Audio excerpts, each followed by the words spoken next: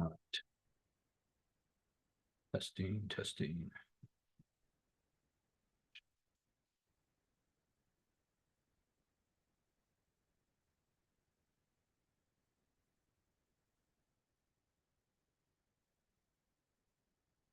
Everybody can hear me, see me okay? Thumbs up. Good morning, good afternoon, good Yeah. evening, and good night, Nico. Yes, Yep. you too. We got people from all around the world, so sometimes it's early and sometimes it's late. All right.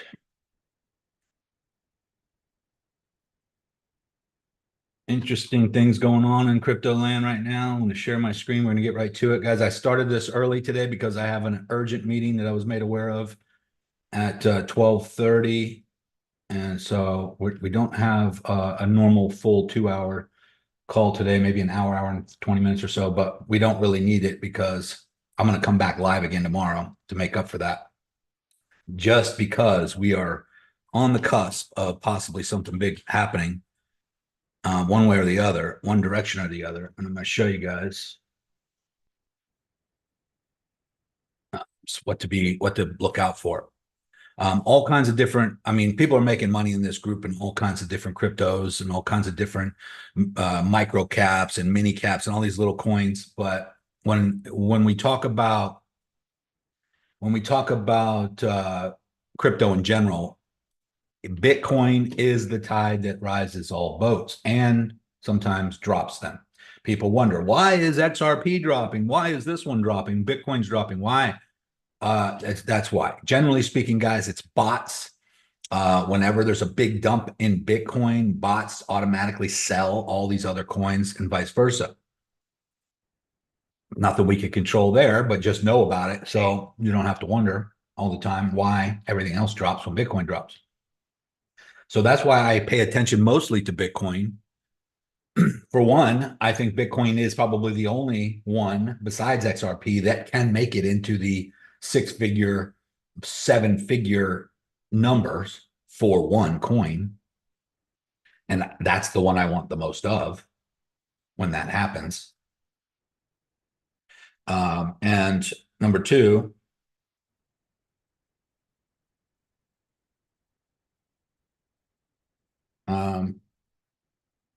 it's the one that the governments and the banks around the world are positioning themselves to use as a hedge, a currency hedge, possibly the United States government. Donald Trump's already announced he's going to buy 1 million Bitcoins over the next 5 years, and as a currency reserve, the US dollar reserve. 1 million Bitcoins is $100 billion worth, and that's only at $100,000. If it goes up to 120, 150, 130, then obviously that number gets a lot bigger as far as the cost of that.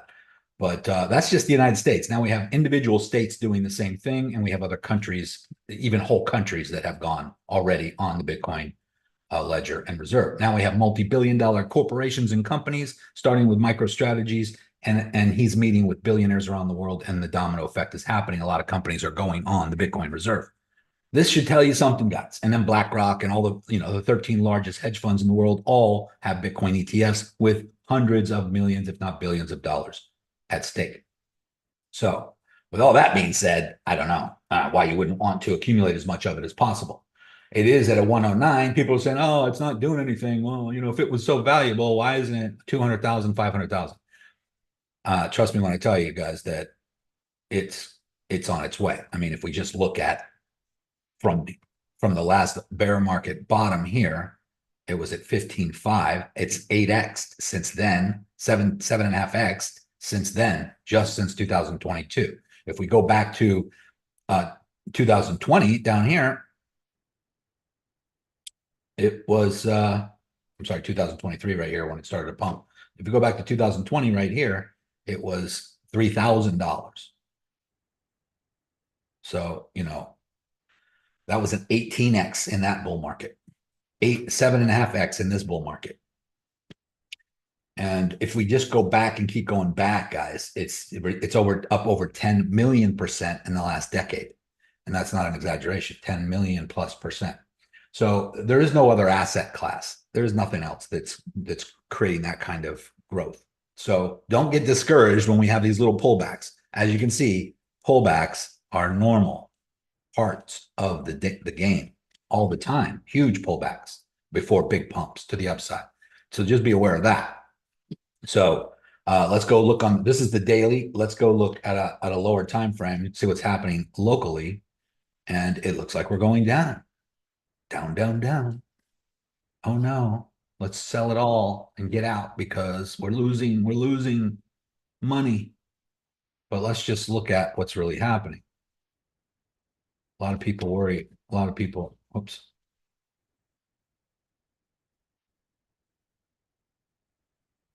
A lot of people, you have to be contrarian. You have to think counterintuitive. Intuitive is the price is dropping. I better get out. That's intuitive. That's what most people think. And it's kind of like, and I know you guys know I use a lot of analogies, but sometimes I have to in order for you to really correlate it with your everyday life. But it's kind of like New Year's Day when you decide you want to get in shape. What's the first thing people do? Not you. I'm not talking about you guys. You guys are smarter, but what does most people do, including myself back in the day, is the first thing we do is we think of all the things we need and want in order to make this happen. Go out and buy new tennis shoes, buy new gym clothes, go get a gym membership, go empty out the fridge of all the bad stuff, go to the grocery store, stock up on all the good, healthy stuff. So in one afternoon, you spent $1,000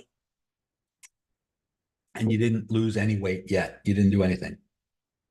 When all you had to do in order to reach your goal of getting in shape is stop putting so much in your mouth and move more. Take a walk. You didn't need new clothes. You didn't need new shoes. You didn't need a gym membership. You didn't need anything. You didn't need to empty out your fridge. You didn't need, well, you could empty out your fridge, but you didn't need to buy anything. Just get off the couch. And this is where I think people get in their own way and sabotage themselves. Counterintuitive, but intuitively they think they need all the stuff. So in trading, prices drop. I bought here. Let's say you bought here at 117 thinking it was going up. Why would you think that? Well, because it was. I mean, look at this. It was heading up. And then everybody's like, Nico, should I get in now? It looks like it's going up now finally. Should I get in now? Should I get in now? And if you would have went long here at the top of this upward trending channel, you would then be immediately negative. And if you waited until it got to the bottom and then you went long here, thinking that it was going to bounce because that's what it usually does, then you would have been even more negative. And then it came up and retested underneath. And if you stayed in, you'd have been even more negative, way negative here. And then you'd be bleeding and you would be thinking, I need to stop the bleeding. And so you would get out here. Or wait, you see it pumping. I'm going to stay in. Oh, it's going back up. And then maybe some of you didn't get in, that you weren't up here bleeding and you saw this big dump and you see it going up here. So you go long. And then it drops further and then you cry and it's like your arm being twisted and you're like, screw it, I can't handle this, I'm getting out. We've all done that. So I'm not making fun of anybody. I've done it too. So the point is though, is that this is on the local level. I'm down here on the 1 hour time frame, zoomed in. So zoomed in, we're going down. This is a downward trending channel. But right here where it stopped, what is this? What is this little level right here? Well, I'm going to show you.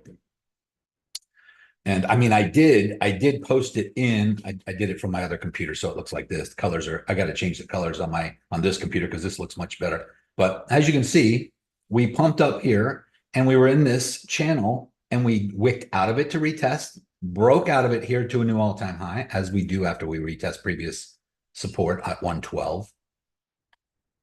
Came back down into the channel here, bounced at the bottom, hit the top, bounced at the bottom, broke out a little bit here, came back into the channel here, hit the top of it here, broke out a little bit here, came back into the channel, we're hitting the bottom of it now. What channel is this? This channel is, if I zoom out,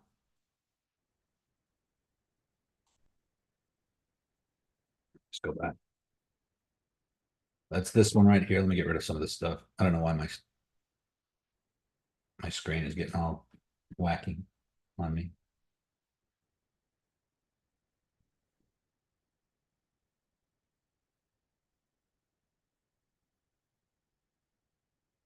This was a bull flag type of channel right here. Oops. Forget all of this exists. Imagine we were here. We were right here. We pump up and we get into this bullish flag channel. And right before it breaks out, as I always say, right before the breakout, we usually have to have done this first, which is retest previous support. As you can see, boom, resistance. I mean, previous resistance. So we hit previous resistance as support. As you can see, it was resistance here. And if I take this all the way over, that was the 112 all-time high right here. All-time high for Bitcoin ever right here at 112. Okay. Man, something's wacky's happening here. So then we come down and hit it here. And then we climb back up into the channel. We hit the top. We hit it again. We break out and we retest as resistance, support. And then we climb up to the all-time high right here, all-time high. I'm just going to bring that all the way over. And then we come back down. What's going on here? Why didn't it keep going? It came back down and retested this previous resistance, this previous bull flag. It came back and bounced on it, came back below it and retested again as resistance and then dropped to the bottom of it. And then popped right back up to retest the top of it. And then dropped right back down to the bottom and retested the bottom of it. And then bounced on it again. And then broke through for a second, came back up, held as support, couldn't make it any higher, fell through. And I'm just going to keep this going because this is interesting. Fell through again, and what did it do here? It came down and retested the 107.3. Why is that significant? Because that was also previous support and resistance going all the way back. And resistance at 112, the all-time high, bounced at this level. Came below it, hit it as resistance. Came above it, bounced as support. Resistance, support, resistance, support, support, support, support, support, support. And what do you know? We're coming down to that. Now, what else? I'm going to tighten this up a little bit so you can see this better. Right now, also, in my opinion, guys, that is where the crux is, right about there. And if I keep bringing this over, we also bounced on it here, came below it, and retested it here. Interesting how that works. Now, most people, I would say most traders do not do this. Most traders do not just continue to bring lines over from previous patterns. But I do because it's obvious to me that that resistance level is still being resistance level over here. And same with the support. Also, if I bring the 112 over and just keep it coming over, it was obvious resistance here too before it finally broke through. I mean, you guys see that, right? It's not me. I'm not imagining this. So it helps me to determine where I think we're going. So we're also in the middle of we're going into the weekend. We have a bear flag here. Obvious bearish flag forming on the lower. I'm on the 1 hour time frame. Possible break to the downside. Oh, I wonder where that's going to go to.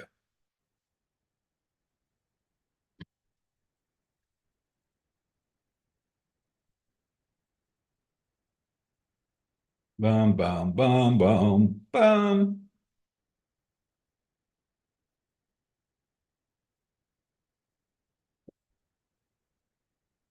Then what? Hopefully a bounce and stay in this channel, and we come back up and possibly break the 112 again, probably get above it, and hopefully climb out. That would be the ideal after coming back down. Now, if that doesn't happen, then what? So here's what we do, guys. Here's what I do. I always say, if this, then that. Okay, so that what will happen. That's what will happen if we bounce. It'll be a continuation of this channel.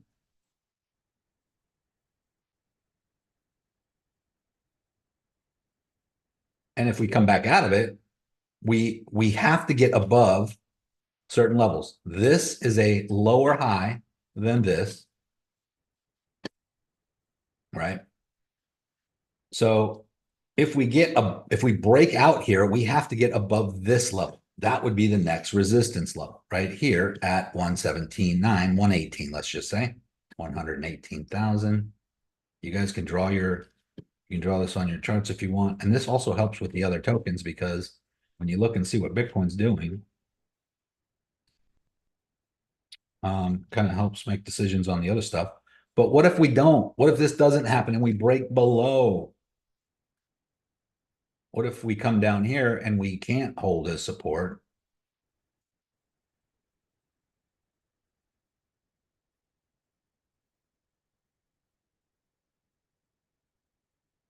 And we come below this 107 and hold as resistance, which means we would be holding this line as resistance right at the 107 mark. Where can we go? Let's just look. I mean, we had resistance and support down here to some level. The next support level, I would say, would be somewhere in this range. Why? Because this is right here is where we came up. Let's just zoom in right above this and held as support. Held. Wicked below, came back above. Wick below, came back above. Held, wick below. Resistance for a second. Zoom in. Boom. Wick back above. Bounced. So we do have some. And then over here, bouncing as support. Might even tighten that up a little bit. Wick below, came back above. Bounced as support. Bounce. Broke below. Resistance. Interesting how that works. Just bring it over.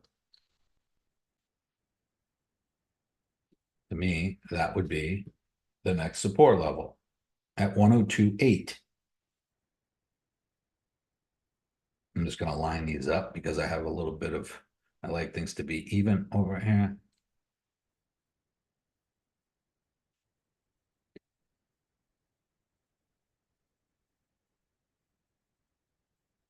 In fact, I'm not going to even keep those lines like that. I'm going to change that to a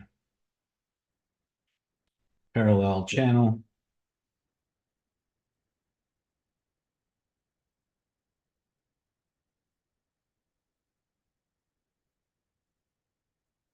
Get rid of the green lines.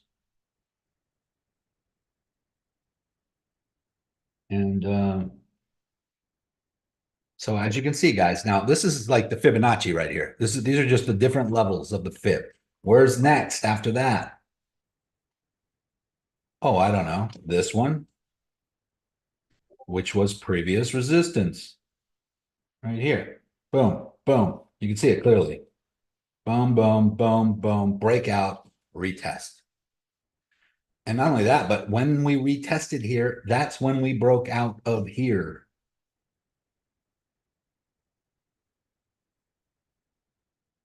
All-time high, 112. Consolidation.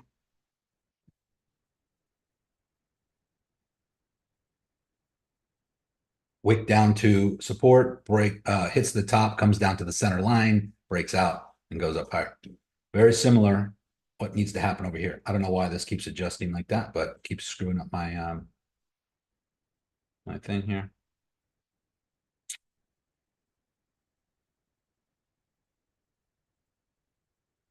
So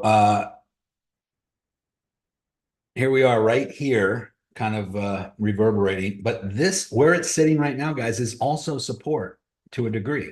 I did tell you that that's a little bit of a bear flag happening here, but let's just look. What is right here?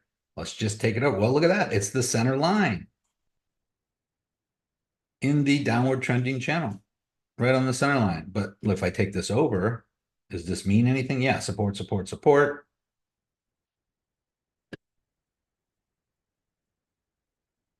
It's a lot of resistance over here and support. We got resistance, resistance, resistance, support, support, resistance, support, support, support. Boom. Support, resistance, resistance, support, resistance, so on. So these are all just little fractals, little levels. And so when you see something drop and you wonder why it stopped right there, you got to go look to the left. If you want to know the answers, just look to the left, because that is where there's a reason. We bounced on this channel, but we wicked down to this level. What is that? Well, just bring it over and look. Support, support, resistance, resistance, resistance. So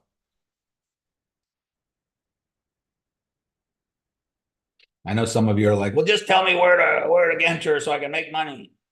Well, I want you to learn this stuff too, so you understand it, so you get to that point where you can see this stuff happening, so you don't need me anymore. But in the meantime, we got to do what we call technical analysis, where we're drawing this stuff out so that we can then try to predict what's going to happen. But at the same time, we're not really predicting what's going to happen. We're looking at all the potential possibilities, and then we're going to do this if that happens, and we're going to do that if this happens. So the reason why I said it's not an emergency right now is because these are the two options. We're either going to drop down here to the 107 and possibly down to here to the 104. It actually almost seems likely that that could happen because we already broke out of the top of this downward trending channel and did not make a higher high.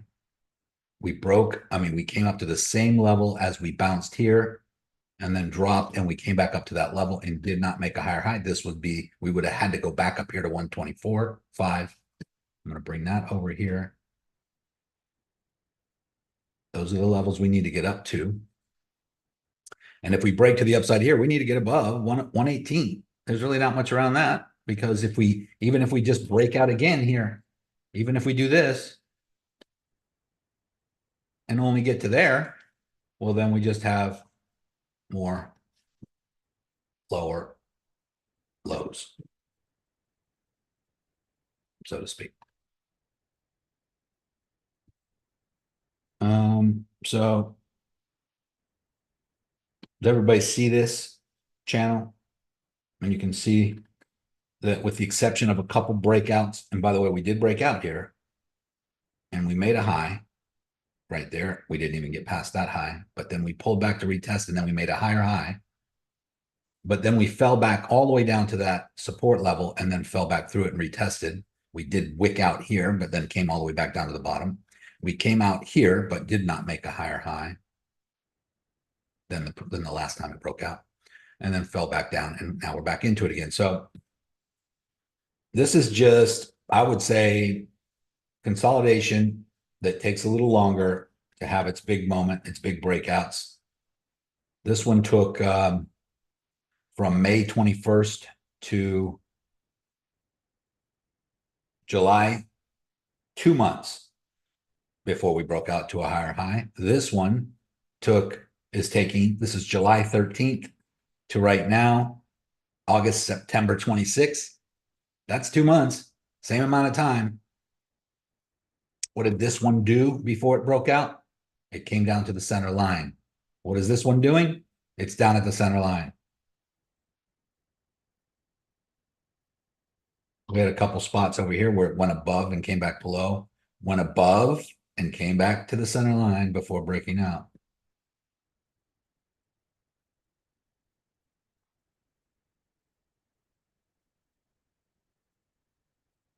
Go back to the one before that. This one took a lot longer. And my charts are definitely all over the place today.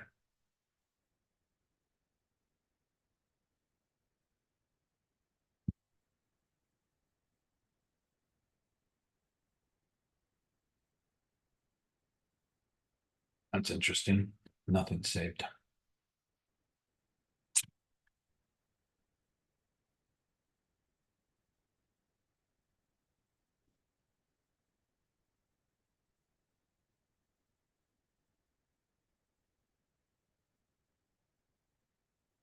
Oh, my lines aren't saving. Something's wacky today on Phemex. So let's go look at some other ones. Why is somebody asked why is XRP dropping? I think I answered that, but really, guys,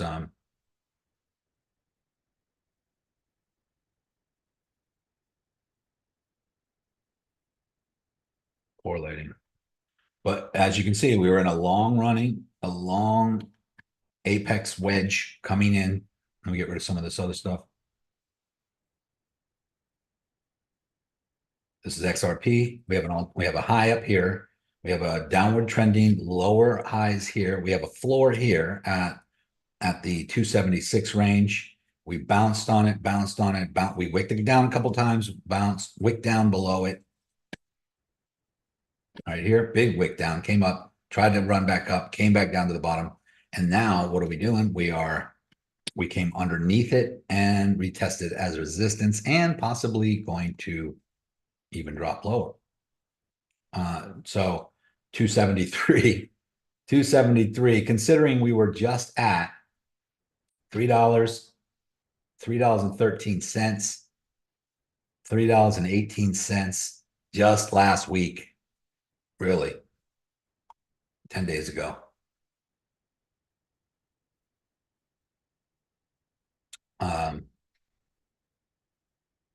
Yeah, that's almost a 20% drop.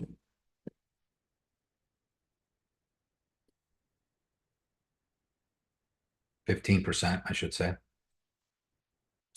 And then, so this is what I meant in the beginning of this conversation, is that you need to think counterintuitive, because this is when people get scared. I say buy more, and they're like, yeah, but it's dropping. The amount I bought last week is worth less now. Why would I buy more? It keeps dropping. This is why most of the people are not rich on this planet, because they're not contrarian to what actually makes sense. So Warren Buffett says, when there is blood in the streets, that's when you get greedy. When everyone's greedy, that's when you get fearful. So when the price is doing this, pump, pump, pump, pump, pump, pump, pump, pump, pump, pump, pump, pump, pump, pump, pump, pump, pump. Up here is when you'd be like, holy shit, I better get out, take my profit. But most people are buying here because they're like, oh, it's shooting to the moon, I'm getting in. And everybody gets in up here, and then they cry here, and then they get out here. So what does that mean? They're buying high and selling low when you need to sell high and buy low.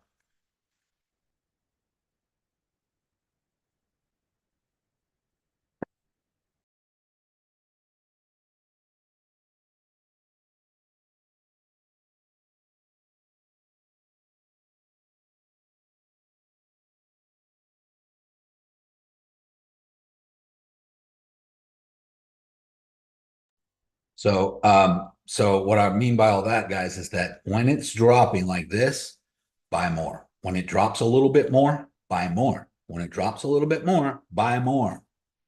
And that's what most people don't do, because it doesn't make sense to them to keep investing in something that's going down in value. But it's not, it's undervalued. What's happening is they're shaking out the weak hands. Weak hands is weak money or dumb money. And I say that with all due respect. I don't mean that the people who get fearful and sell are dumb. It's just that they're ignorant to what's really happening, what they should do. They're doing the opposite of what they should do. And so we all have to learn this lesson. We all think that way in the beginning, because it doesn't make sense to continue to get pain. To have the pain, if you can just immediately end the pain or stop the bleeding, you can just get out, right? Oh, I can't take anymore, I'm just going to get out. And you sell when it dips down like this. And then as soon as you do that, what does it do? Bounces, starts to climb back up. And then you see it climbing back up, and you're like, I knew I shouldn't have got out. And what do? You buy back in up here. And then what does it do? Bounces and starts to come back down. And you're like, I can't win for losing. Every time I buy, it goes down. If you want to know which way it's going to go, just do the opposite of what I do. I see these comments all the time.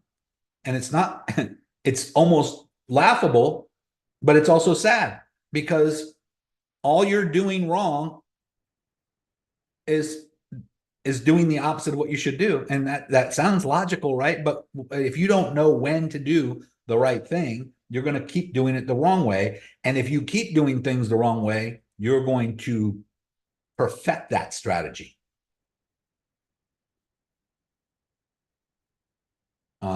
Means you're going to get good at doing it wrong. So if you bought here, let's just, and I'm not even talking about trading or going long or short. I'm saying, let's just say you bought XRP at this price, and then you bought some more here, and then it dropped a little lower and you bought some more here, and then you bought some more here. And let's say it drops down to 240. Could that happen? Sure. Of course. Why not? Let's say it drops down to 250 right here. Boom. And then bounces. Let's say you bought, for the sake of this example, some of you may already, most of you probably understand this already, but for those of you who are new, let me just show you. Let's say you bought $1,000 worth of XRP right here at $3.64. $1,000 at 364. 1,000 times $3.64 equals $3,640. And then right here, you bought another 1,000 at 334. Remember this number? Well, let me do this. Another 1,000 at 334 is plus 3,340 plus you bought another 1,000 here, let's say down here at 251 plus 2,510. You've got $9,490 invested. So what you do is you take remember that $9,940 invested. So you take the 363 that you bought the first 1,000, $3.63. You take the $3.31 that you bought the second 1,000 plus $3.31. And then you take the last one, the $2.51 that you bought the next 1,000 plus $2.51 equals $9.45. And then you divide that by 3, the 3 times that you purchased. And that makes your overall average price $3.15. That's dollar cost averaging. That's good. You bought some way up here at 360, you bought some at 330, and then you bought some at 250. Average purchase price, 315. If you would have just bought this 1,000 up here and never bought any more until it got back up there, your average purchase price would be 364. So this is dollar cost averaging, buying more on the way down. It makes your overall buy-in less expensive or at a lower cost, which is smart. That means that when XRP finally does go to $100, your ROI will be much greater at $3.15 average purchase price than it would be at $3.64.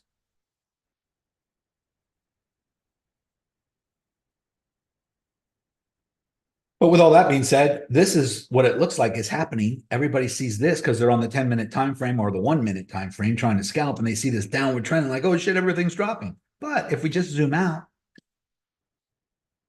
the overall trend is up. Let's just zoom out.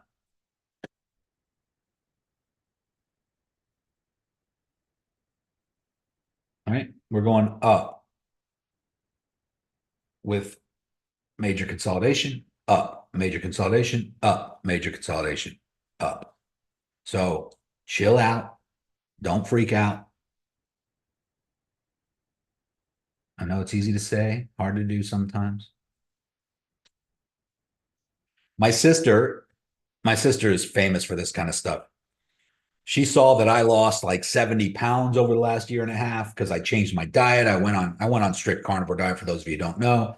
And I did this like 18 months ago before it was really popular. And I was losing like 20 pounds a month and feeling great and getting lean. My blood pressure was going, everything was getting better. And then my sister says, I need to try this. I think I could do this, blah, blah, blah. And so she starts and she goes, well, it's not working for me. I'm like, what do you mean? I'm speaking in her accent because she lives up in Georgia. So she lives up in the mountains in Georgia. And so she talks like this. She's got a country bumpkin accent. And she's like, yeah, I don't think it's working for me. And I'm like, she goes, I'm only down 14 pounds. You lost 30 pounds in your first month. I'm only down 14 pounds. Are you kidding me? So you're losing a pound every 2 days and you don't think it's working? And so I think when people don't see instant gratification, when people don't see immediate reward, as Norman, no, it's funny, Norman, I just read your comment. Immediate reward, they think that it's not working, guys. And by the way, it took me 12 months to lose 77 pounds of fat, not weight, fat, because I gained 16 pounds of muscle during that time but I was going to the gym. I was walking like 45 minutes every morning. I cut out all carbs and sugar. I was strict. I was disciplined. I mean, zero carbs and zero sugar for almost 6 months. Not a little bit, zero.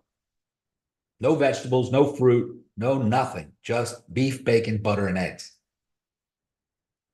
And I got healthier than I've ever been. Now, this isn't an advertisement for carnivore diet because it's not for everyone, but blood pressure dropped from 150 over 100 down to 117 over 75, 80. I mean, everything went perfect. Triglycerides went from 350 down to 60. Blood lipid levels, everything better, perfect. Cholesterol level stayed high. But as you guys should know by now, if you're not learning this, then that's not a bad thing. Anyway, long story short is that I was disciplined. A lot of people see my results after a year and a half, and they're like, oh, they want it now. But there were days where I was going for walks and I didn't feel like it. There were days when I was working out and I didn't feel like it. There was days when I wanted to have that chocolate cake, but I didn't. So if you're not willing to be disciplined, if you're not willing to do the thing that needs to be done, not going to work. And or you're going to be frustrated. And then my sister would be like, well, it's not working. I'm like, are you really doing what I'm telling you to do? Well, yeah, but I have to, sometimes I go to lunch with my girlfriends at the office, and sometimes I'll have a salad, but I'll put, I said, what do you mean sometimes you'll have a salad? Well, that's nothing. That's not, I'm like, that's a vegetable, isn't it? That's fiber, isn't it? That's going to create some bulking in your intestines, and that's going to create some bloating and water reservation. And you're going to hold the weight. And you guys don't need to comment about how healthy a salad is or anything like that. When you know, it's not, especially when you're trying to do a process of elimination diet, like, because most people don't just eat a lettuce or salad. They put the dressing and all that shit on it. And then I said, are you drinking at all? Wine, alcohol? She goes, well, I mean, I have my, she used to drink a couple glasses of wine on the weekends. And she goes, I only had like one glass. I said, so Melly, her name is Melina. I said, Melly, okay, so far you told me it wasn't working. And now you're telling me all the things you're doing that are off the reservation. They're off the schedule. They're off the actual regimen. And so, but she still lost 14 pounds in a month. My mom, same thing. My mom wouldn't do it because she feels for the animals. She doesn't want to eat meat because she loves the animals too much. And so she's sympathetic to that. So she just decided to do fish. Same thing, lost 20 pounds in the first month. All of her swelling in her knees and her ankles went away. Skin cleared up. I mean, it's amazing what can happen when you cut out the bad stuff. And I'm saying all that to say this, guys. Trading is like a process of elimination too. We start out with 6 monitors thinking we want to be Wolf of Wall Street. We get all of the indicators on our charts because we want it to look cool. We don't even know what they do. And then when you start getting rid of all that stuff, and realizing that you don't need half the stuff you think you need. You just need to stop doing some things.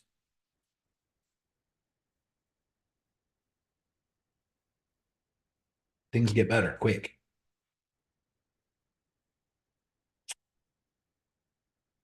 Let's see here. Okay, Lee, I'm going to answer some questions here. When trying to take a position and get an error, stop loss needs to be greater than liquidation. Where do I locate liquidation price? Okay, so you see on my screen up here? Your liquidate. Okay, so if you don't see your liquidation on the chart, you need to come up here next to the time frames and go over to this little area here where you see this two little boxes and two little lines. This is display settings. Click on that and turn on all of these. Liquidation price line, you want it on so it shows up on your chart. Okay. And you can decide whether you want it on the left or the right. I have mine on the left. I'm left-handed. For some reason, I like everything on the left. That's why my buy box is on the left. And when I take a position, it shows up over here on the left. But that's a personal preference. That's right, Nick. That's right, Joseph. Fasting is good for some people, not everybody. Some people get lightheaded and dizzy, but it's a process that you got to go through. It's you feel worse before you feel better. Your body is trying to save your life when you fast and don't eat for a while, and it's getting rid of all the toxins, it's getting rid of all the dead cells, and that gets released into your bloodstream, and you could feel nauseous and sick for a minute or a day or two until that finally gets out and flushes you out. But a lot of people stop doing it as soon as they start feeling bad, and they go right back to eating cookies because they felt good when they ate cookies. They thought they felt good. But once you stop doing that for a few weeks or a month or two, you realize what feeling good really is.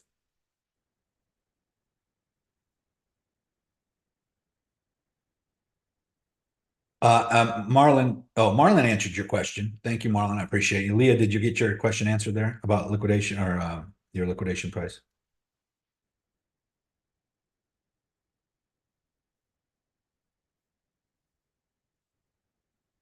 Good job, Cheryl. Yep, I do that too. I put water in my salt. I even put water in my coffee and butter in my coffee.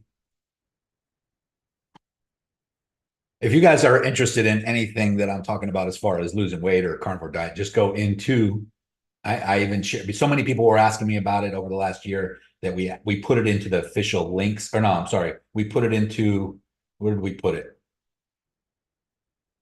We put it somewhere. Maybe it was official links. No. Bill, are you on? You probably didn't know I changed the time of this call today. We put it somewhere. Oh, we put it useful tools down here. Useful tools, I think.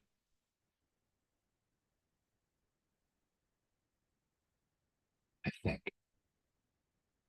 I'm not sure. He did put it somewhere.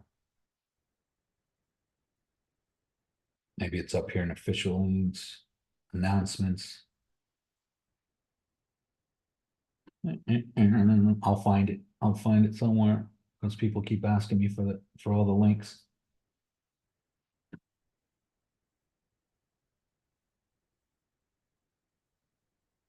Oh, here it is. Audiobook library. Carnivore diet info from Nico. These are all the links to YouTube channels of doctors, PhDs, MDs, metabolic scientists, experts, Dr. Sean Baker, Dr. Shafee, Dr. Ken Berry. These are all of their YouTube channels. Go watch that stuff and you will be convinced. These guys left the medical world because they saw what was happening. They saw that the medical world was basically just brainwashing people. Not really brainwashing people. They were just they're in business to make money, and they're in business to treat symptoms by prescribing medicines. They do not try to cure you. They never cured anything. Medicines don't cure anything. All they do is help with symptoms, but they cause other problems. If you want to cure yourself, you got to do it from within. It's all metabolic, which means what you put in your mouth. Some people might say, yeah, but what about genetics? What about genetics? You can even alter genetics by breaking the genetic habit that's been happening over the decades. A lot of people blame genetics for a lot of things, but And I'm not going to get into that right now, but just watch some of this if you're interested in that stuff. If you're interested in changing your health and your life and reversing autoimmune diseases, reversing high blood pressure, reversing diabetes. I mean, you can literally reverse diabetes, guys, if you just change what you put in your mouth. It's that simple. I say this, and we have this here because even though we're all about trading and making money, guys, I want you to be healthy while you're doing it. There's no reason to make millions of dollars in crypto just to wind up 5 years from now all diseased and not feeling good and having all kinds of chronic illnesses, right? So why don't you get healthy and rich at the same time? That's my philosophy. All right, back to the money.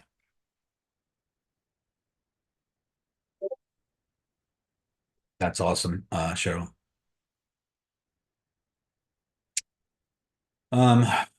Yes, Leah, definitely check it out. Thanks for the question. I learned too. Wow, a lot of people cured myself of gluten allergies and saved my life from other things. The doctor left me for dead, lost 200 pounds. Awesome, Matt. Yeah, guys, sometimes we give you stuff in this group that you didn't even pay for, that you didn't even know you needed sometimes. But I think if you don't feel good and you have chronic illnesses or you have autoimmune diseases and you look in the mirror and you're not happy with what you see, you already know you need what you need. You already know you need to change something. You just not for whatever reason. And usually it's because you don't know where to start, you don't know what to do, or you have an idea of what you should do, but you don't feel like doing it because you don't feel good enough to do it. Everybody wants to go to the gym and work out. They say they're going to do it tomorrow, but when they wake up, they don't feel like it and they don't do it and they just go right back to their normal habits. Imagine if you woke up feeling amazing every day. Imagine if you just jumped out of bed, no illness, no soreness, no stiffiness, no inflammation, no nothing. It's a whole new world. Go watch the movie Limitless. That's what you feel like. You feel superhuman and you don't have those issues.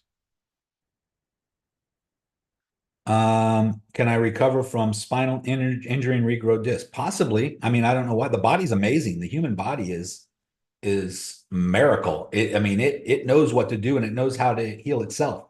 You know, it's funny, you go into the doctor and they test your blood and they say you got high blood pressure and you got high cholesterol. So what is the first thing they do? They say, we need to put you on a statin to lower your cholesterol. We need to put you on blood pressure medication to lower your blood pressure. Okay, so they artificially lower your blood pressure and they artificially lower your cholesterol. But why do you have high cholesterol and why do you have high blood pressure? Your body is regulating automatically. It's doing what it's supposed to do to save your life. It's increasing your cholesterol level to protect you from something. Your body knows what it's doing. That doesn't mean you can't die, but you're not going to die from high cholesterol. You're going to die from the reason that your cholesterol is elevating. So what's happening is you're eating things that are causing small little scars and inflammations in in the linings of your arteries. And so your body produces cholesterol to go in and plug those holes. Your body's trying to save your life, but you keep eating the thing that's causing the little tiny daggers to stab you in the arteries. What are those things? You won't even believe it if I tell you. It's called oxalates. Oxalates, where do those come from? Oh, cruciferous vegetables, the things that they tell you are healthy, like kale, spinach. Eat more of that. Watch what happens. A lot of athletes are going to the emergency room from drinking green drinks, green shakes, green energy drinks that they get from the health food store. They're drinking whole 12, 30 ounces of kale juice and getting rushed to the emergency room because you think it's healthy because some vegetarian told you it was. But no offense to vegetarians, sometimes it works for people. But the truth is, guys, is vegetables, they have their own defense mechanisms as well. They don't really want you to eat them, but they have their own. They can't run, they can't kick you, they can't bite you. So what they do is they have chemical toxins in them that cause discomfort, bloating, gas, stinky everything, stinky urine, stinky poop, stinky farts. I don't know if you ever noticed this, but eat some broccoli and you feel bloated and everything stinks, right? I'm pretty sure that's not normal or natural. A lot of people think they have to have multiple bowel movements. I know this conversation can get a little gross, guys, but I think it's good for you to know if you don't already. Go on a strict meat diet and watch what happens. You don't poop for 4 days and you don't smell and nothing. You don't have any gas at all and you feel tight and lean and you feel better than ever. And people are like, yeah, but that's because the reason why you're not pooping is because it's rotting in your bowels. You're going to get colon cancer. No. Beef is the most nutrient dense food on the planet, and it's 98, 99% metabolized in your small intestines before it even gets to the colon. That's why there's nothing left. It all gets used as energy. Meanwhile, vegetables, ugh, it's gross. Go watch those videos, guys. Look at the interview with someone who had a colonoscopy and had their colon removed and have to use a bag and have to change that out every week. Ugh. All right, I'm sure you guys don't want to hear about this. Buffalo is awesome meat. Spinach is one of the highest oxalate count, bad for you. Man, there's a lot of smart people in this group. Popeye was lying for years, Marlon, yes. Hey, Nico, the only time I eat kale is when it's been eaten by a pig and it turned into bacon. I posted something a while ago that I only eat vegetarian plant-based steaks. I don't think most people got it, but yeah. I do that every time I go to the butcher. I say I'm having vegetarians for dinner. Yeah. And by the way, guys, I'm very grateful. I'm very appreciative of the sacrifice the animals make. I don't want this to turn into a moral issue. It's just what is healthier for the human body. And what are we meant to eat? And you can argue with me all day long if you want about that, if you disagree with all this, but you can get everything you need from animal-based protein and meat, every nutrient, every amino acid, but you can't do that from vegetables. Vegetables are missing amino acids and a lot of the things that you get from meat. And so if you are a vegetarian and you're healthy and you're doing good, then more power to you. But it's just most people don't have that. They can't do it for very long before they start having some kinds of problems. So if you don't like meat at all and you don't want to hurt animals, then don't do it. I'm not telling anybody what to do. I'm just telling you what saves a lot of people's lives. There's something called the elimination diet, and this is when people are having chronic illnesses and autoimmune diseases. The first thing they do is they put you on an elimination diet, and they start taking away one thing that you're used to eating every week, and just to see if that's what's causing the symptoms or the inflammation. And almost every single time they do the elimination diet, the inflammation stays until they get rid of everything except for one thing, which is the meat. Once they get down to the meat, all the inflammation goes away. That means it was the vegetables or the fruits or the processed foods, the seed oils, the chips, the fries, all that stuff is terrible for you. But anyway, I can talk about, I can have a whole conference call just on this, guys. I talk about it because it really did save my life. It really changed everything for me. My metabolic age is like 13 years younger than my actual age. These are tests you can take. You can get what's called methylation test. Someone told me, yeah, well, you're losing weight and everything, but your arteries are probably getting calcified and you better go. So I went and got it just to be on the safe side. I was getting blood work done every 60 to 90 days. Everything was coming back perfect, getting better and better and better. My skin got better. My hair was growing faster. I was like, what in the hell? My vision even got better. So I went and got a COC, a calcium score test. My insurance wouldn't even pay for it because my blood work didn't warrant it. They said, you don't need that. Your blood work looks fine. So I had to pay for it out of pocket just to get the test done. It wasn't even that expensive. That's where they scan you and see if you have any calcium buildup in your arteries. And my score came back 0. Even the girl who measured it said, we don't see that very often. Usually there's at least some calcium buildup in people's arteries, especially at my age. It was 0. And she goes, what do you eat? I said, beef, bacon, butter, and eggs, and lots of butter and lots of saturated fat every day. She's like, holy cow.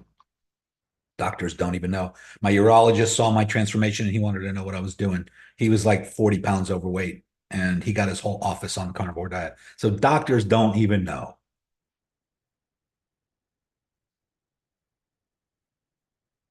All right, guys. Any other questions? I do have to wrap this call up because I have to be somewhere in 20 minutes for a meeting. 30 minutes actually, but I got to leave in 10, so I got 20 minutes to get there. Could you possibly take a look at ETH? Yes, sir. There's just not much happening right now in the market. As you can see, I think we're going to come to this support level and then bounce. I'm going to be looking at this throughout the day to let you know, but ETH did exactly, look, it came right to that line I had already there and it's bouncing on it. let's just bring this over a little further.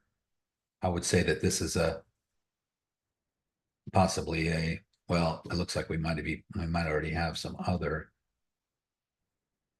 interesting apex going on here.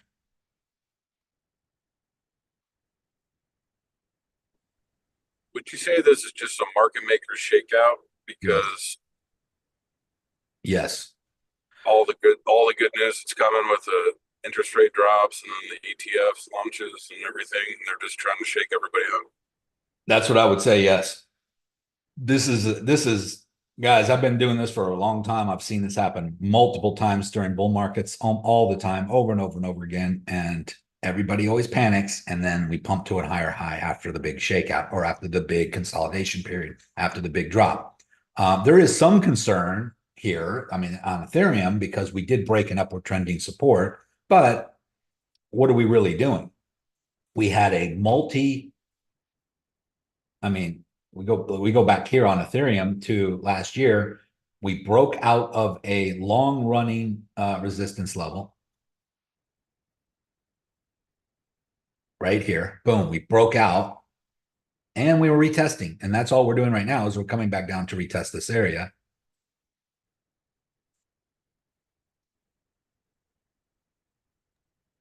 So Nico, you're looking not just for a bounce, but with a confirmation bounce where it goes higher than the middle of the form W, correct? On this one here, on Ethereum, I would Well, say, basically on any of them. yeah, on anything you look for when it bounces to make a higher high, especially if it's making lower lows. Like right here, let's just zoom into any one of these and show you an example. So this falling wedge, we got a high, lower high, lower high, lower high, lower high, lower high, lower high, lower high, breakout, retest, did not make a higher high, came back down even a little lower, started to climb and made a higher high than here, dropped again to retest, made a higher high. But look, it's just coming up to here. So what we should have waited for, you could have went long here on this retest, but we want to get higher than this because this was the previous higher high. And what did we do? We come up to it. We wick right up to it here. Boom. Drop down to upward trending support. And then we finally break out. That's the entry. And now you might say, yeah, but it didn't really go up much higher after that. But that's true. If you would have got in down here on this breakout and retest, that would have been a better entry, but you would have been negative a few times until it finally started to climb. But this is more for sure. So if you you sit on your hands until it breaks a higher high, then you know we're going to run up. Now, here's the problem here. It did not make a higher high here, but we pretty much know that once it gets higher than this high, it's going to go to the next resistance level, which is the next high up, and it didn't break that. If it would have got higher than that and held a support, and then it would have to go to the next high, which is this one. The all-time high. If it got higher than that, then we know we're off to the races there as well. So right here would have been a good entry, and here would have been a good place to get out, or at least move your stop loss up pretty tight in case it does not break through. But sometimes we get consolidation here where it hits, comes down for a little bit, and then tries again, and then finally breaks through. So you don't want to move your stop losses too close. But or if you're scalping, you don't worry about that. As soon as it comes up and hits next resistance, just get out and take the profit. And then if it breaks through and holds the support, you enter again. And when it gets to the next resistance, get out and take the profit. And if it breaks through and hits support, get in again. So that's scalping. That's getting in and out, in and out, in and out, but taking profit every time. And this is where most people fail, because when it's going up like this and they're in good profit, they don't want to get out. They want it to keep going. Yeah, but what if it keeps going? What if it keeps going? What if it keeps guys? I don't know what's going on here.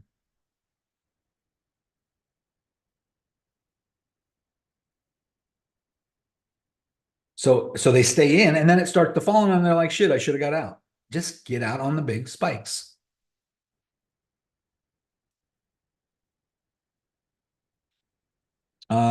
Steve, I'm interested, has an interest okay, Steve Hirsch has an interesting question. Did I miss the answer? Let me just scroll up and see. Steve, question. I've been doing strategy. When I enter a little too high, I set limit order at the new lower price. At what I'm willing to lose on the stop loss set, right above the new limit order. For example, I enter XRP at $2.75. but would prefer to be at the recent low of $2.69. So if new limit order triggers, I'm taking out of previous trade, losing 580, but re-enter 6 cents cheaper with the same amount of contracts. So the risk to reward is huge. Lose 580, but gain 22,000 at a TP of $9 when $9,800 is used. 9,800 USDT contracts. This is on the assumption I'm very bullish on XRP in the next 3 months. Is that a smart strategy? Well, it is presumptive. I mean, you're assuming that it's going to go to $9 in the next 3 months, which it certainly can. It can go much further than that, but there's no guarantee for that. There's no reason necessarily. So here's something you guys can do. And Bill talks about this on the basics call, and also Chad goes over this.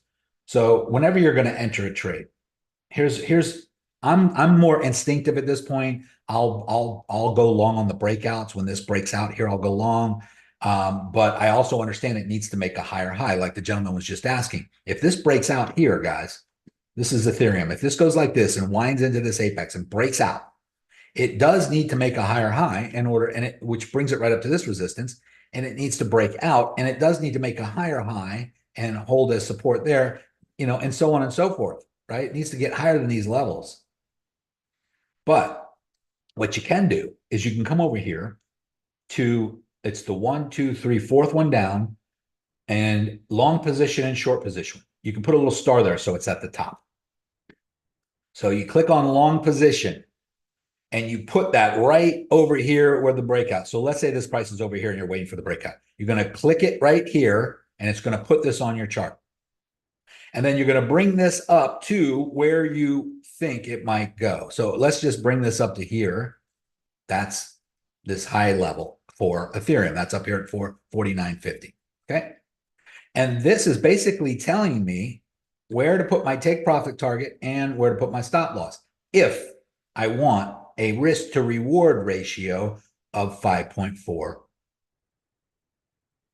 So that's a 5-to-1. Now I can take this and I can move this down and put my stop loss further away. I can make it to where it's a 3-to-1 risk to reward ratio, or I can move my stop loss closer and make it a 6-to-1 risk to reward ratio. So here's a strategy that most people don't talk about. Some people will just go ahead and enter long here. They'll put their TP up here and they'll put their stop loss down here, and they'll just sit and wait. And sometimes this will wick down and hit their stop loss. So here's what I suggest you do. You look at where that stop loss is or would be for a 6-to-1 risk to reward ratio. That's $3,745. When I put the line here, just look over to the right, $3,745. And instead of putting your stop loss there, move this down and put your entry there at that same price. And then put your stop loss at a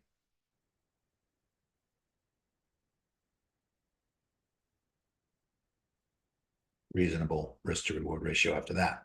So what a lot of people are doing are putting their stop loss at 10%, let's just say, away from their entry. But I would suggest maybe putting your entry at 10% from where you thought your entry should be. Put your entry there, put a limit order. You could put a limit order here, or you can just wait for it to hit that level. So now I have this on my chart, right? And so now I'm going to watch and I'm going to wait. And instead of being reactive and oops.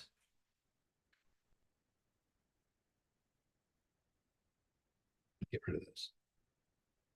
Instead of being reactive,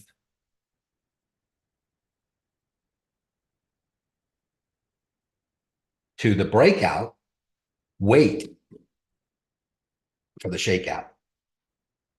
So it breaks out. Great. A lot of people go long. Instead, wait for the retest. Bounce. A lot of people go long. Wait for the wick down. Boom. Come back up. This is where you enter long. And then you put your stop loss down here.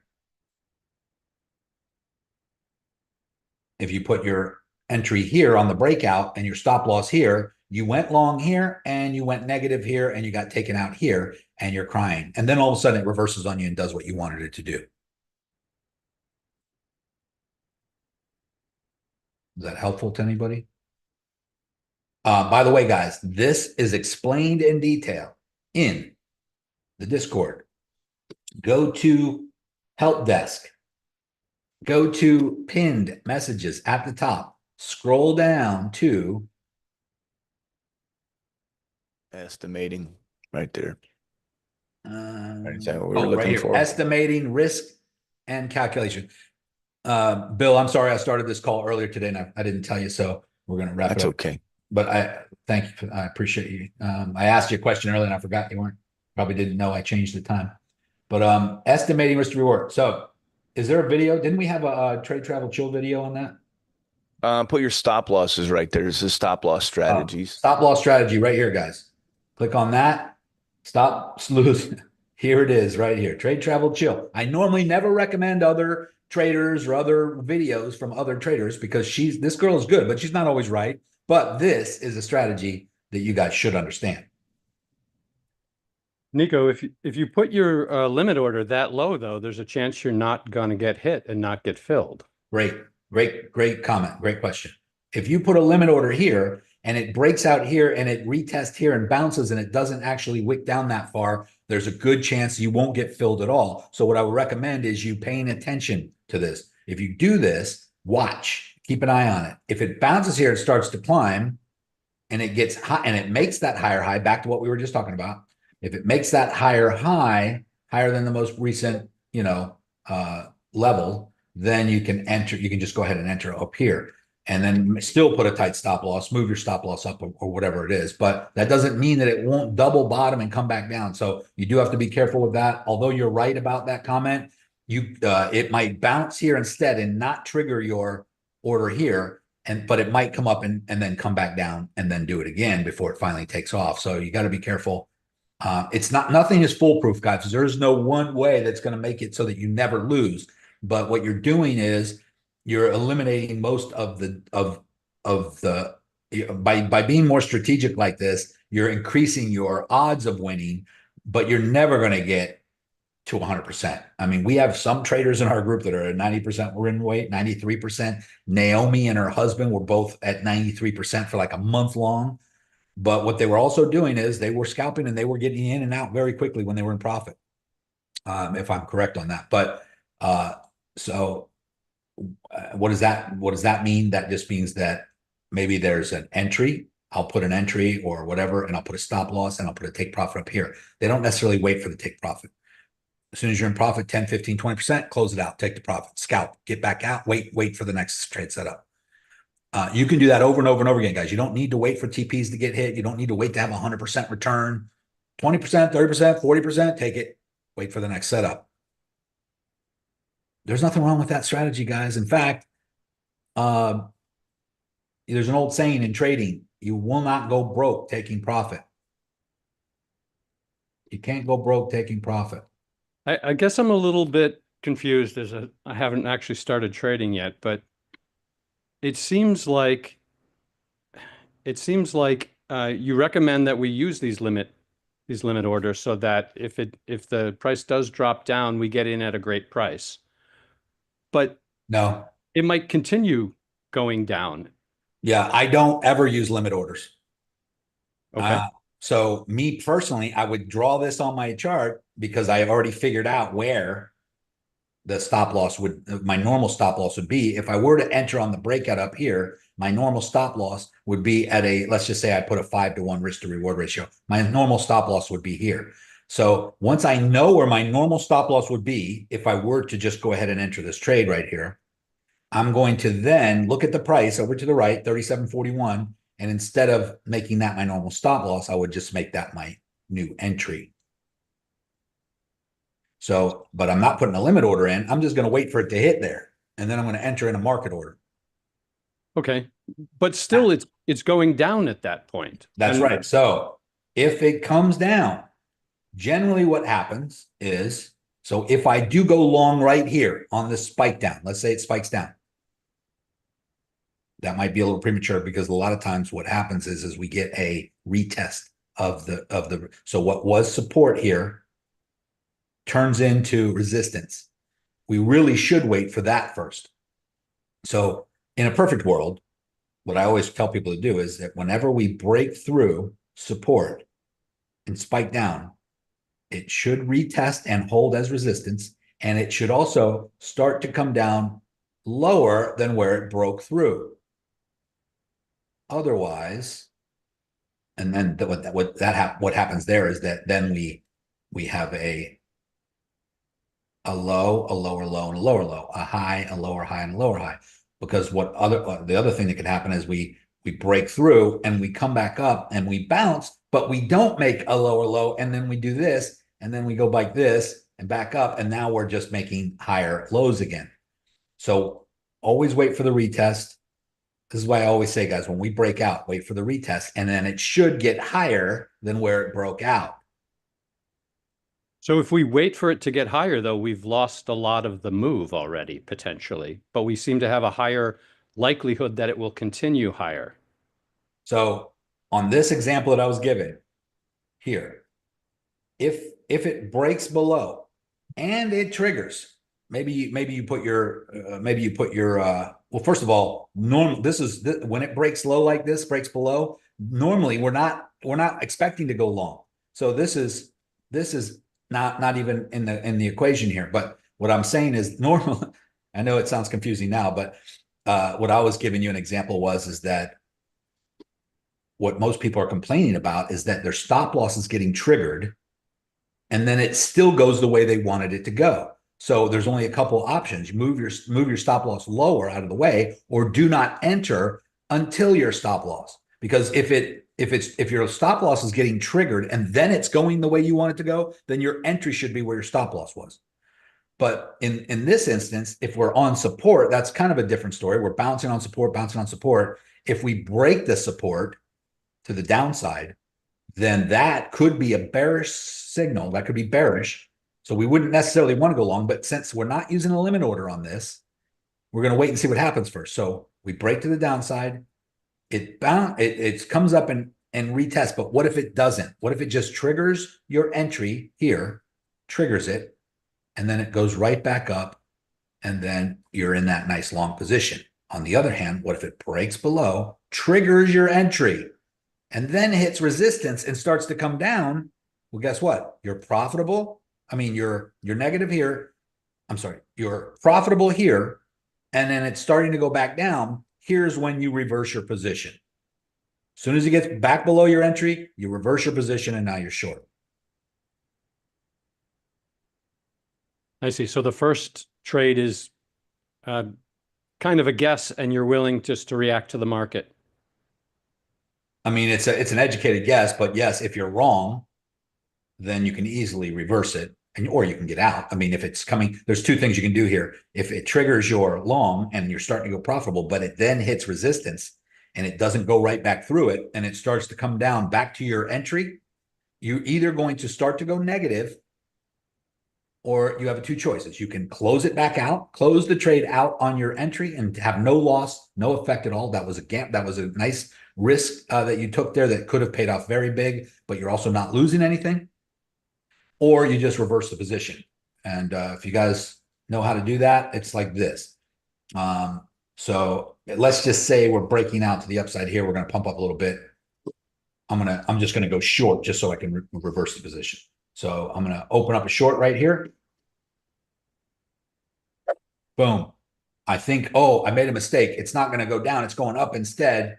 So I'm going to come over here. These two little arrows next to my entry, there's an X, which is closing the position, or I can reverse it. So I just click that, confirm, boom. I just turned my short into a long. Okay, thank you. Yeah.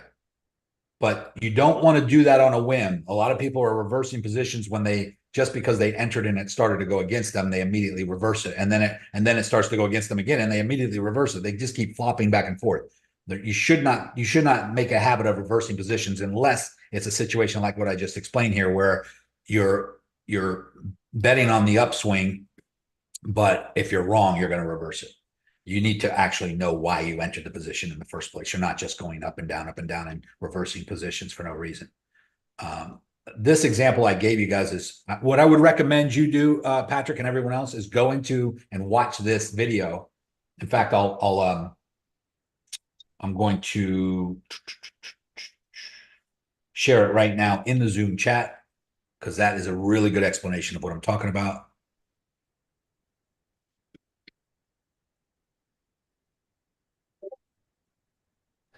Hey, Nico, there's a guy in the chat that's asked 3 times the same question. You're going to have to reach out to Chad, my friend, please. Yeah, sorry, I'm the one. I've been out of the States. I've been in Europe for the past 3 weeks. I've not joined any of our so I can't. I came in yesterday and I discovered that I don't have access to Discord, both on my phone and on my desktop. So I don't know why that is. So that's why I'm reaching out to you guys right now. And I can't see Chad on the chat. I'm trying to call at Chad, but I don't see him pop up, just like you and Nico. So okay. Yeah, send me. I don't know why either. I would have to do some research on that, but I don't know why. I will. Are you using the same name on this Discord as you do in? I mean, on this Zoom as you do in chat? I think I have on Discord. Yes, I have Gospel, my email. Gospel@gmail.com. Can you text your email and your real name in the chat right here? You can send it to me directly instead of to everyone, so I can I'll research it and I'll get back to you. Yeah, because I noticed that last week and but I didn't want to take, because I was outside the state, so I didn't want to just. But it's okay. Let me. That's okay. Just Okay. Yeah, I have an idea why, but I don't know right without looking into it. So okay. Would that be resolved right now? Because I need to get back on. if you send me your name and email in the chat right now, I can look into it right now. But I'm not I'm not going to do it live on the call because other people are here. And but I will get back to you in the chat or text you or email you and let you know. But I need to know I need to know the name you joined Crypto Renegades with and your email address. So just put that in the chat right now, and I'll get back to you shortly. We'll get you straightened out. Okay. All right, guys. So with all that being said, I do got to run. I am very late now. What I see happening on the chart. Any other questions? Last minute questions? What I see happening is kind of we're just Ethereum below 4,000, Bitcoin at 109.4. We're kind of just floundering around in a downward trending channel, and we are hitting some support here. Could we drop all the way down to the 101 to 104 range? We could. I'm not overly worried about it. If it does, it'll be a good entry, and I'll be giving those signals myself, and so will Chad, I'm sure. And but right now, this is just a sit on your hands moment. For those of you who know what you're doing, you could be scalping, obviously, in some of the other trades and in Bitcoin, or you can scalp any of these things, but just you got to know what you're doing to be trading on the lower timeframes. And so, but don't worry, because when there is a breakout of the downward channel or a breakout of the upward trending support, it's a major move, and that's where the big money's made. Sometimes we got to sit and wait for that to happen rather than feel like we constantly need to be in a trade. So that's one thing, one emotional thing that most new traders need to get over, is to feel like that you're missing something, you constantly need to be trading. You do not. That's usually when you lose money. We do have an onboarding for new members today at 2 p.m., which is an hour and a half. So if you're brand new, make sure you get on that. Chimezi, I don't see your email or anything in the chat yet. I don't know if you can send it to me or if you're DMing me, but I will need that in order to check on you.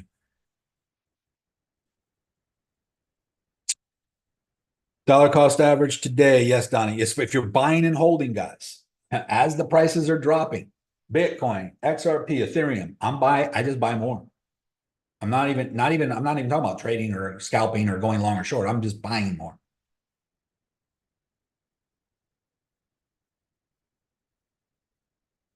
Yeah, Trevor, there is a CME gap on the daily around $92,000 for Bitcoin.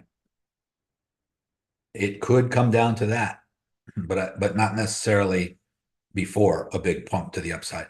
The CME gap could get filled in the bear market too.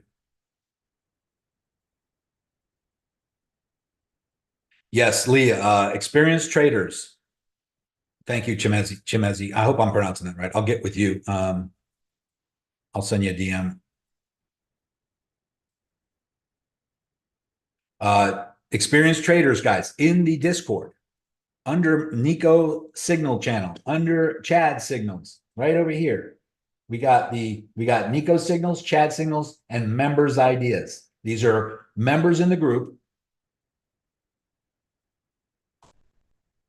who post their trade ideas, their trade setups. These are members who have proven themselves to be consistently profitable traders. We've only allowed a handful of them to be posting in this group. And as people get really good at what they're doing and become consistent, we can add you to this group as well. So you can certainly get trade ideas from those members in this group. And then not only that, but we got some members in the group who are just posting nonstop wins on the wins wall. These are not signals that I gave or Chad gave. These are just trades they're finding on their own because they learn how to do this. And that's the point to get you guys to where you don't need us. You can just go and find trade setups on multiple different. I mean, there's hundreds of different cryptos you can trade against USDT, but I can't possibly be seeing them all to give signals on all of them. So I'm teaching you how to trade on Bitcoin so that you can go and find these and take these signals. But you can see them in the wins wall. If you go into the wins wall, here's another thing you can do, guys. By the way, wins wall. You can see some of these ridiculous, multi-triple digit gains on some of these. I mean, look at this. Nero. Jake was killing it today. Oh Jake God. was in like 71 winning positions this morning. Look at all this. And his strategy is not that complicated. I'm trying to get it down so that everybody can borrow from it. And did he do a live call yet? I've got him on and we couldn't understand him, and it's been hard to get him on another one since. So, Okay. But the strategy really relies on the RSI going into the overbought or oversold range twice in a row, twice. So he's looking for it to bounce up there twice. And on that second bounce, he's looking for his entries, and he'll ride drawdown, and he doesn't use stop losses. He uses as high a leverage as he can get. And this is on what time frame? 15-minute. Okay, guys. RSI. So basically, here's the strategy on the 15-minute time frame. Whenever we're having oversold levels, this is the RSI down here. We have the dotted line at the top, the dotted line at the bottom. Whenever we get overbought, meaning we get over this dotted line, he's shorting. And look what happens. After he's got two of them in a row. So I don't know what his starting point is. It's kind of hard. He's got rules, but the idea is sound. The idea is sound. I'm building an indicator for it. I'll share a screenshot 2 seconds. Yeah, and if we just go back in history and look, every time we're oversold or overbought means greed factor high. We're way up here in the high zone. Generally, what happens when we get up here is we go back down. So that's a strategy. I mean, we'll get more details on his strategy there. Does it work all the time? No, because sometimes we get overbought and we could go a little higher. We get overbought, and as you can see right here, if you would have shorted here, the price did go up a little bit first before it went down. So it's not you. I got to know his exact strategy to know exactly what he's talking about, but that's just the basics of it.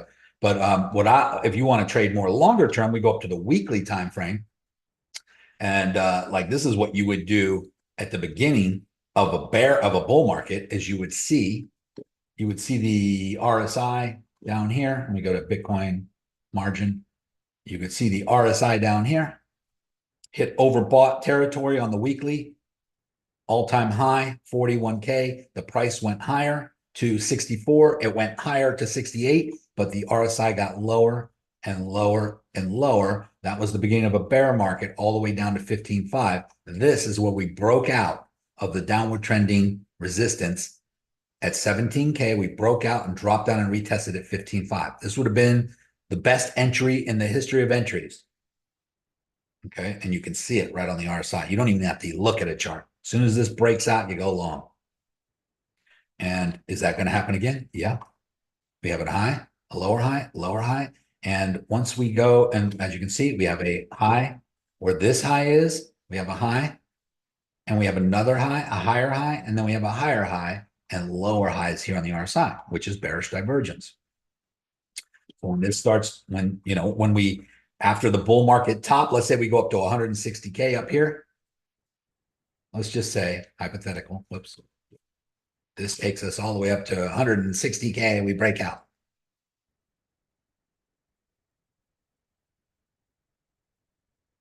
But let's say this only goes up to here and makes another lower high. Then we're going to go into a bear market. That 160K will be the last pump of the bull market. And then we come down and we come down and we come down. But as soon as we break out of this structure, this will be a year from now, probably around, I don't know, December of 2026. Boom, enter, going into the next bull market. That's your best Hey, trade. boss, don't forget you got somewhere you got to be. I know. They're texting me and I'm telling them I'm running late. So that's it, guys. I got to wrap it up, but thank you for being on here early. I'll post this in the Discord, in the Facebook group. And Derek says, what's a good scalping video? Search John. So Bill's going to answer those questions. Guys, get on the onboarding call if you're new. Right now, we are hitting some support here and we're consolidating, and it is downward trending for the time being on Bitcoin. As you can see here, we got maybe a falling channel, or which could be turned into a falling wedge, and falling wedges do tend to break to the upside after they hit major support. So where is that support? We already broke through the 112. We already broke through the 112 right here. And we're now down at the 108. And here is the next bottom right here. And that could be where we're going right there. Boom, bounce, 107. And we come back up the double bottom, bounce. If we break this structure right here, don't worry, I'll be posting signals to go long, but you don't even need me. If this happens, boom, breakout, retest, we're going long. Draw your line right here at 107.4, 107.5. Wait for the bounce. Don't get greedy. Don't start trading. Don't go short. No, nothing. Just wait. Wait for the bounce. You don't need to short anything. You just wait for the bounce. Now, if we break below this and we hold as resistance, that's a different story. Then we might short, but I'll let you know if I'm going to do that when that happens. All right, guys, have a great rest of your day. Enjoy your weekend. I will probably go live again tomorrow because I want to make up for cutting this early today and changing the times on you. So if you're free tomorrow, I will post in the Signal channel. We'll give at least an update. Probably won't be a long call tomorrow, but I'll at least jump back on and let you know what I'm seeing happening between now and then. All right, guys, have a great rest of your day. Any questions, just ask it in the main chat and Discord. If you're brand new, get on the onboarding at 2 p.m. coming up in an hour and a half.